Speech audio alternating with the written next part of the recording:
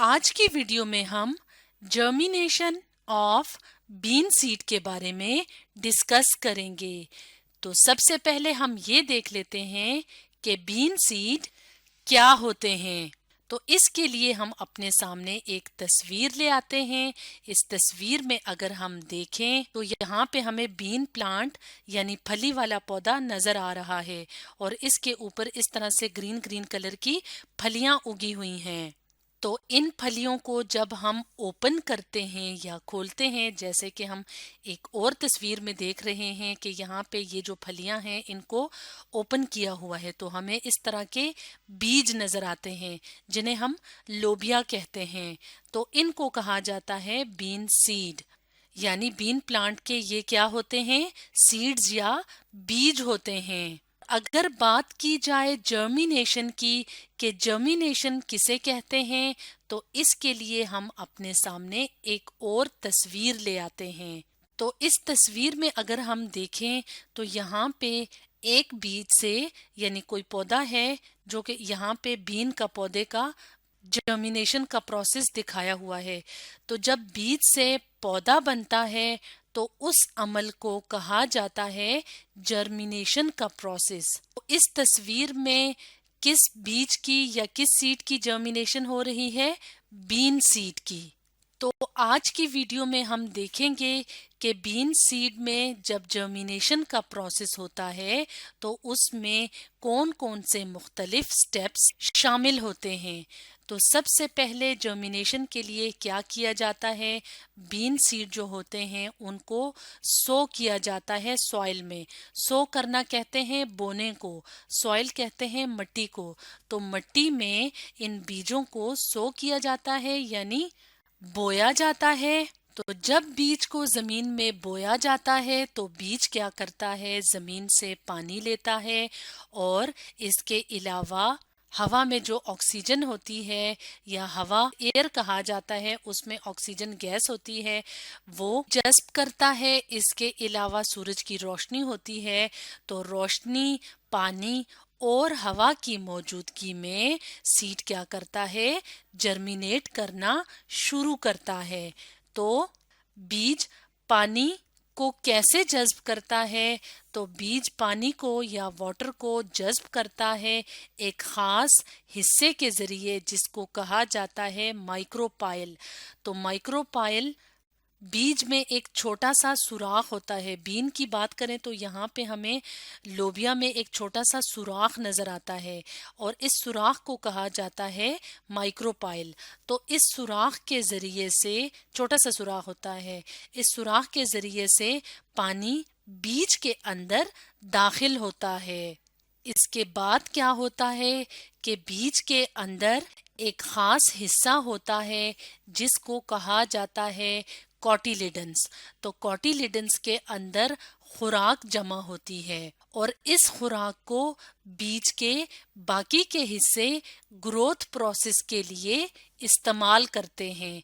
Grow का क्या मतलब होता है, नशोनुमा, यानी साइज में जो बढ़ने का अमल होता है उसके लिए बीज को खुराक की जरूरत होती है और इसी बीज के अंदर एक हिस्सा होता है जिसको कॉटिलिडन्स कहा जाता है। तो उसके अंदर खुराक जो स्टोर होती है, जो जमा होती है, उसको बीज के दूसरे हिस्से इस्तेमाल करते हैं। तो यहाँ पे तो कॉटिलिडन हमें नजर नहीं आ रहे क्योंकि कॉटिलिडन बीज के अंदर का हिस्सा है, लेकिन अगर हम यहाँ पे इस हिस्से में देखें या इस हिस्से में देखें तो यहाँ पे हमें कॉटिलिडन्स नजर आ रही हैं। तो कॉटिलिडन्स कहाँ पे हैं, ये वाला जो हिस्सा होता है जो बाहर वाली तह होती है उसके नीचे मौजूद होता है, इसको कहा जाता है कॉटिलिडन्स। ये वाली भी जो होती है, ये वाला हिस्सा यहाँ पे हमें सही वाजिया नजर आ रहा है। तो ये क्या है, ये कॉटिलिडन्स कहलाती हैं। तो ये इस हिस्से में खुराक स्टोर होती है। यहाँ पे ये हिस्सा हमें थोड़ा वाजिया नजर नहीं आ रहा, लेकिन इस हिस्से में हमें बिल्कुल ये वाला जो हिस्सा नजर आ रहा है ये एक कॉटिलिडन है और ये दूसरी। तो इसके अंदर खुराक जो है वो बीज के बाकी के हिस्से इस्तेमाल करते हैं। तो सीड का एक और हिस्सा होता है जो हमें यहाँ पे नजर आ रहा है, इस हिस्से को कहा जाता है रेडिकल। تو ریڈیکل بھی سیڈ کا جو مختلف حصے ہوتے ہیں ان میں سے ایک حصہ ہوتا ہے جو یہاں پہ موجود ہوتا ہے، یہاں پہ ہمیں ابھرتا ہوا باہر کی طرف نظر آ رہا ہے۔ تو یہ ریڈیکل بھی کوٹیلیڈنز کے اندر جو فوڈ ہوتا ہے، جو خوراک ہوتی ہے، اس کو استعمال کر کے گرو کرتا ہے، یعنی اس کی نشو و نما ہوتی ہے یا یہ سائز میں بڑھتا ہے۔ اور جب ریڈیکل کی نشو و نما ہوتی ہے، یعنی ریڈیکل خوراک لے لیتا ہے، حاصل کرتا ہے، تو یہ کیا کرتا ہے، یہ جڑ بناتا ہے۔ جو ہمیں پودے کی جڑ نظر آ رہی ہے جو اس طرح سے زمین کے اندر موجود ہوتی ہے، وہ بنتی ہے ریڈیکل سے۔ اس کے علاوہ جیسے جیسے جرمینیشن کا پروسیس آگے کی طرف بڑھتا ہے تو ہمیں ایک اور سٹرکچر نظر آتا ہے۔ اگر ہم کوٹیلیڈن سے تھوڑا سا اس طرف ہو کے دیکھیں تو یہ ایک ہک سی بنی ہوئی ہے۔ تو اس ہک لائک سٹرکچر کو یا اس ہک کی طرح کی چیز کو کہا جاتا ہے ہائپوکوٹائل۔ اور اگر ہائپوکوٹائل کی بات کی جائے تو ہائپوکوٹائل کیا کرتا ہے، ہمیں یہاں سے زمین سے باہر کی طرف نکلتا ہوا نظر آ رہا ہے۔ تو یہ اپنے ساتھ ساتھ کوٹیلیڈنز کو بھی باہر کی طرف پل کرتا ہے، یعنی کھینچتا ہے۔ کہاں سے باہر کی طرف کھینچتا ہے؟ سوائل یا زمین سے یا مٹی سے۔ تو مٹی سے باہر کی طرف یہ ہک کی طرح کی جو گرین سی ہمیں چھوٹی سی ڈنڈی نظر آ رہی ہے، اس کو کہا جاتا ہے ہائپوکوٹائل۔ اور ہائپوکوٹائل اپنے ساتھ ساتھ کوٹیلیڈنز کو بھی باہر کی طرف پل کرتا ہے۔ اب ہم یہاں پہ دیکھیں تو کوٹیلیڈن ہمیں زمین سے باہر کی طرف نکلی ہوئی نظر آ رہی ہیں۔ یہاں پہ اگر ہم دیکھیں تو کوٹیلیڈن کیا ہیں، اب بالکل مٹی یا زمین سے باہر کو نکلی ہوئی ہیں۔ تو اگر ہائپوکوٹائل کی بات کی جائے کہ ہائپوکوٹائل ہے کیا، تو بنیادی طور پہ ہائپوکوٹائل ایک جرمینیٹنگ سیڈلنگ کی سٹیم ہوتی ہے۔ سٹیم کیا ہوتا ہے؟ تنا، یا یہ جو ہمیں ہری سی ڈنڈی نظر آ رہی ہے اس کو سٹیم کہا جاتا ہے۔ اور سیڈلنگ کسے کہتے ہیں؟ یعنی ایک سیڈ جب جرمینیٹ کر رہا ہوتا ہے تو اس سے اس طرح کا ننا سا پودا نکلتا ہے۔ تو یہ جو ننا سا پودا ہوتا ہے جسے سیڈلنگ کہا جاتا ہے، تو اس کی جو سٹیم ہوتی ہے یا یہ والی جو ڈنڈی ہوتی ہے، تو یہ بنیادی طور پہ ہائپوکوٹائل کہلاتی ہے۔ تو اس لیے ہم کہتے ہیں کہ ہائپوکوٹائل کیا ہے؟ سٹیم آف آ جرمینیٹنگ سیڈلنگ۔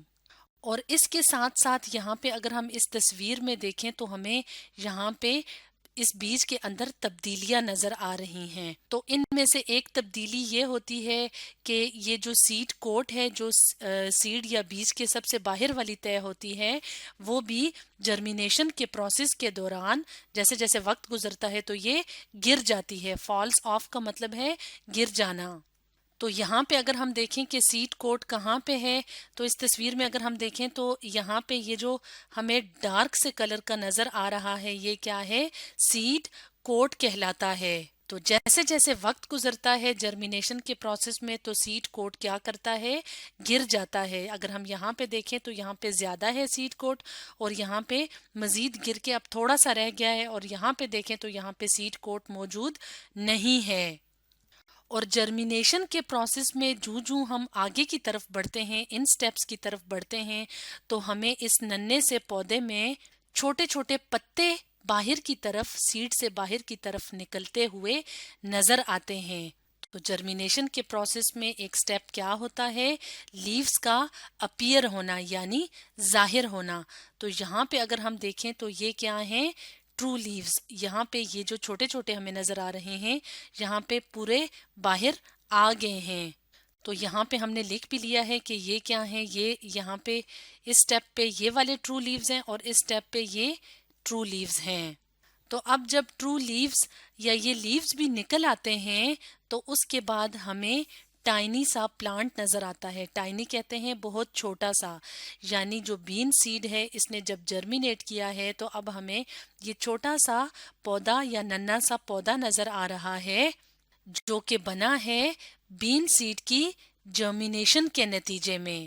تو اس طرح سے آج کی ویڈیو میں ہم نے جانا کہ جرمینیشن آف بین سیڈ میں کون کون سے مختلف سٹیپس ہوتے ہیں اور ان سٹیپس کے بعد ہمیں یہ ننھا سا چھوٹا سا پودا نظر آتا ہے.